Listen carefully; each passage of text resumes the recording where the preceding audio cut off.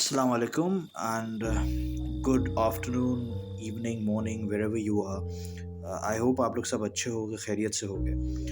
मेरा नाम अदनान है और आई एम फ्रॉम इंडिया. एक शहर है लखनऊ, वहाँ से हूँ मैं.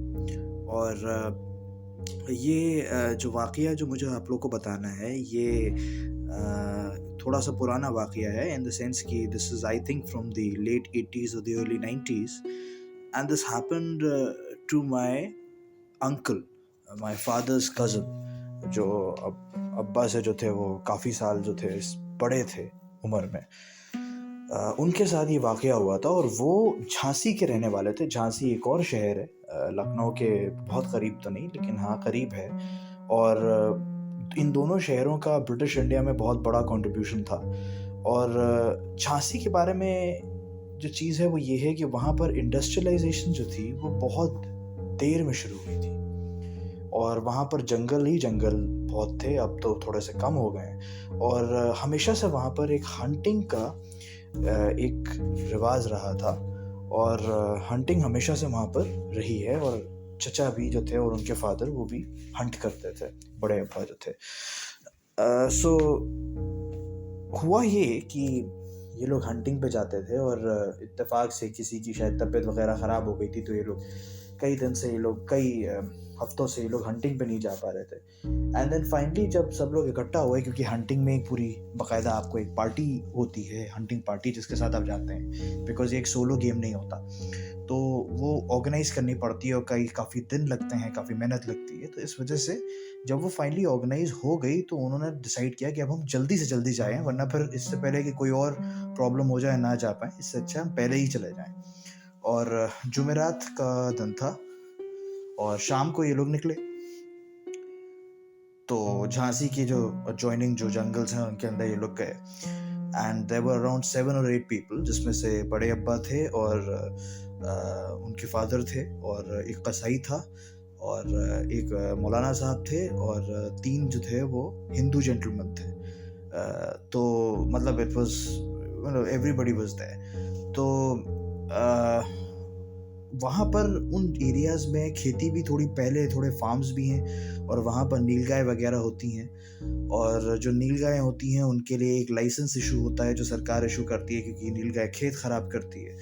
इस वजह से सरकार कहती है कि आप लाइसेंस ले लीजिए, आप फिर नीलगाय को मार सकते हैं. तो इत्तेफाक से वहाँ पर उन लोगों ने सोचा कि नीलगायें बहुत होंगी, लेकिन वहाँ कोई भी इनको जानवर नहीं मिला. और कई घंटे हो गए और ये लोग अपनी जीप में घूमते रहे, धीरे धीरे घूमते रहे, हर जगह देखते रहे, लेकिन कई घंटे बीत गए और इनको कोई भी जानवर नहीं दिखा.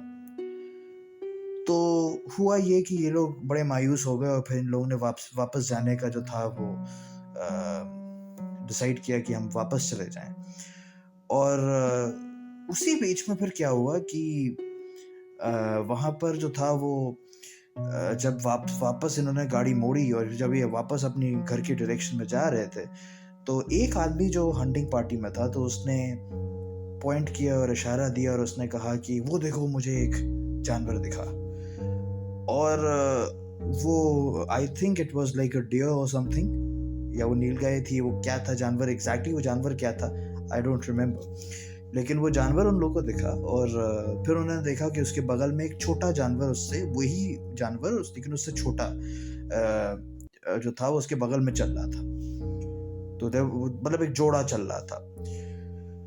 तो एक जो जनाब थे जिनके पास राइफल थी, तो उन्होंने एम किया और गाड़ी में से सब लोग उतरे और फायरिंग करी और पहले एक को मारी, फिर फौरन दूसरे को भी मार दी. तो डबल बैरल गन थी. तो वहीं पे थोड़ी सी आगे वो जानवर जो थे थोड़ा वो आगे गए, दौड़ने की कोशिश करी और फिर वहीं गिर गए बारी बारी. उसके बाद ये लोग वो जो एक जो कसाई थे उनको भेजा कि भाई तुम जाओ फौरन उसको जा करके ज़िबा करो. तो वो ज़िबा करने के लिए वो गए अपने सारे औजार लेकर के, लेकिन वो वहाँ से उनकी वापसी नहीं हुई, वो वापस नहीं आए, वो काफ़ी टाइम हो गया. तो बड़े अब्बा ने फिर एक और आदमी को भेजा और वो फिर वापस आया. उसने कहा कि कसाई बड़ी कोशिश कर रहा है, मैंने भी बड़ी कोशिश करी, लेकिन वो जो जानवर हैं वो बिल्कुल हार्ड हो चुके हैं. मतलब कि वो पत्थर की तरह हो गए हैं, उनको हम काट ही नहीं पा रहे हैं, उनको ज़िबा नहीं कर पा रहे हैं, ऐसा समझ लग ही नहीं रहा है कि वो जानवर हैं। बहुत ही ज़्यादा हार्ड हो गए हैं, बहुत उनका वेट है और एक से ज़्यादा लोगों की ज़रूरत पड़ेगी। 2 से ज़्यादा 2 लोग से भी काम नहीं हो पा रहा है। तो फिर बाकी 3 और लोग गए और उसके बाद जो था वो भी वहाँ पर उनको उन्होंने कहा, इशारा दिया है कि भई हमसे भी नहीं हो पा रहा है, तो सब लोग गए फिर ऑल 8-9 पीपल सब लोग गए और उन्होंने जो था वो जानवर को ज़िबा करने की और उसको उसका उसकी स्किनिंग करने की और उसको करने की कोशिश करी, लेकिन वो कर ही नहीं पाए। वो इतना हार्ड और इतना बिल्कुल इतना हेवी, जैसे कोई कंस्ट्रक्शन मटेरियल हो 10 टन का, कि उसको कोई कुछ कर ही नहीं पा रहा था। और ये लोग बड़े परेशान, क्योंकि ये जो जानवर थे वो इतने बड़े थे भी नहीं। और वहाँ पर जो था वो फिर उन्होंने कहा कि अब क्या किया जाए? तो उसी वक़्त फिर जो था वो जो साथ में जो मौलाना साहब थे और एक जो थे वो, जैसे मैंने बताया कि कुछ हिंदूज़ भी थे और उनमें से एक जो थे शायद ब्राह्मण थे, तो उन दोनों लोगों ने ये चीज़ कही कि पहले एक ने कही फिर दूसरे ने कही कि कुछ बैड ओमेन है, हमें शायद ये चीज़ नहीं करनी चाहिए। और फिर उसके बाद जो था वो थोड़ी बहुत आपस में उन लोगों की बहस हुई कि तुम्हें कुछ आता नहीं है, तुम ये जादू टोना बहुत ज़्यादा मानते हो, तुम ये मानते हो, तुम वो मानते हो।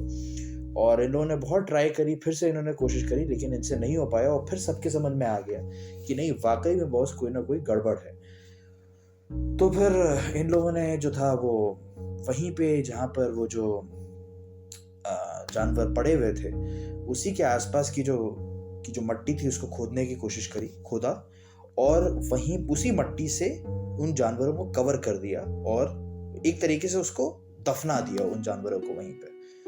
और जीप पास में खड़ी हुई थी और जीप के अंदर सब लोग बैठे और वापस आ गए। और वापस आने के बाद ऑलमोस्ट सभी की तबीयतें खराब हो गई। अजीब तरीके से सबकी तबीयतें खराब हो गई, मतलब तबीयत इस तरीके से खराब की कि ना तो किसी ने खाया था उस दिन कुछ, ना किसी ने कोई बाहर का पानी पिया था, ना कुछ हुआ था। बट एवरीबॉडी, या तो शायद वो एंग्जाइटी थी या क्या था, लेकिन तबीयतें सबकी खराब हो गई। और उसके बाद से सबने डिसाइड किया कि हम कभी भी जुमेरात के दिन शिकार नहीं करेंगे। शायद देयर इज सम ओमेन और समथिंग एसोसिएटेड विद इट। शायद हमने किसी ऐसी चीज़ का हंट कर लिया जो शायद जानवर था ही नहीं इन द फर्स्ट प्लेस। ये भी कहा जाता है। और ये जो आप कह सकते हैं जो स्टोरी है, स्टोरी तो नहीं है ये, बिल्कुल एक्चुअल में फैक्ट है, ये बिल्कुल भी फैब्रिकेटेड नहीं है। ये जो स्टोरी है ये, इसने बहुत ज़्यादा जो है वो इसके एक्सप्लेनेशंस आए हैं मुख्तलिफ लोगों से। कुछ ने किसी तरीके से समझाने की कोशिश करी, लेकिन अभी भी कोई कॉन्क्रीट इसका कोई एक्सप्लेनेशन नहीं आ पाया जिसने लोगों को कन्विंस किया हो। और जो है वो ये बड़ी पॉपुलर स्टोरी भी हो गई थी झांसी में एक टाइम पे, because almost everybody knew about it. Because उन जो 8-9 लोग थे, 7 लोग थे जो वहाँ पर हंटिंग पार्टी में थे, उन्होंने अपने सब खानदानों में ये चीज़ बड़ी फेमस कर दी। और जो था वो एक तरीके का एक अर्बन लेजेंड भी बन गया था वहाँ पर। लेकिन ये दिस स्टोरी इज़ 100% ऑथेंटिकेट। आप लोग बताइए ज़रा कमेंट सेक्शन में और बाकी उसमें कि कैसा आपको, मतलब आपके हिसाब से ऐसा क्यों हुआ?